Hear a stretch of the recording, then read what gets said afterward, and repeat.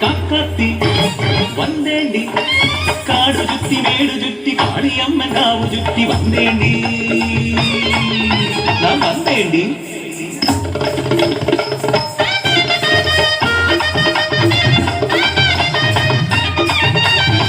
എങ്കടി നീ പോവേലേ കണ്ണി ആട്ടക്കാരി കൊണ്ടുപോലെ വന്നുങ്ക ഉക്കാരടി അടിയാത്തി ഞാൻ ചൊല്ലും കഥ കേളടി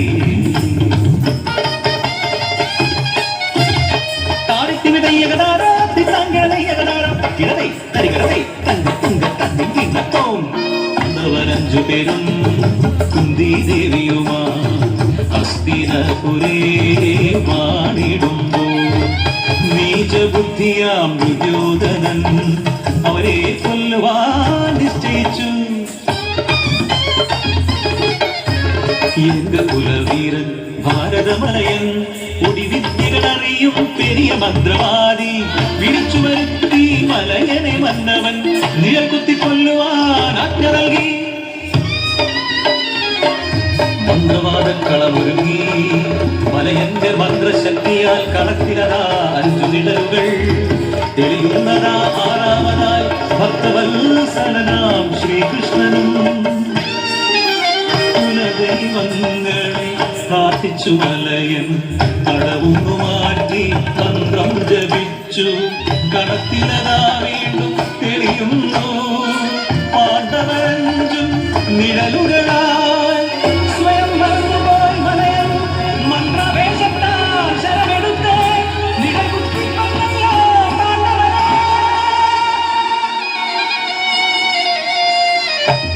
கதை தீரும் முன்பே கரையாதடி கண்ணை இது சொல்லும் கதை கூடி கேளுங்கடி.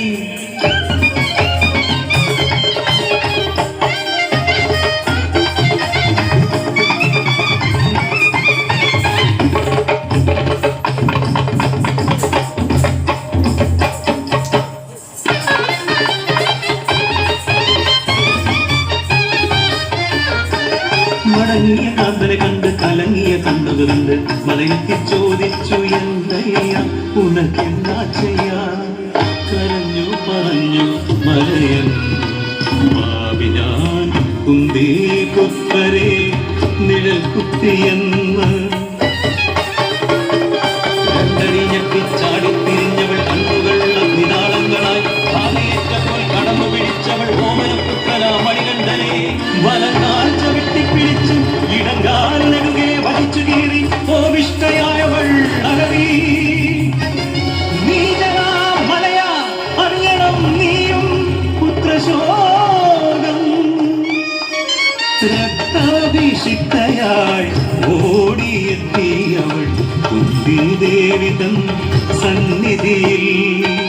പഞ്ചപാണ്ഡവർ മരിച്ചു കിടക്കുന്നയ്യോ ദീനമായി കേഴുന്നു കുന്തിയും. പെട്ടെന്നതാ കേൾക്കു വേണുനാദം പ്രത്യക്ഷനായി കാണന്നൻ.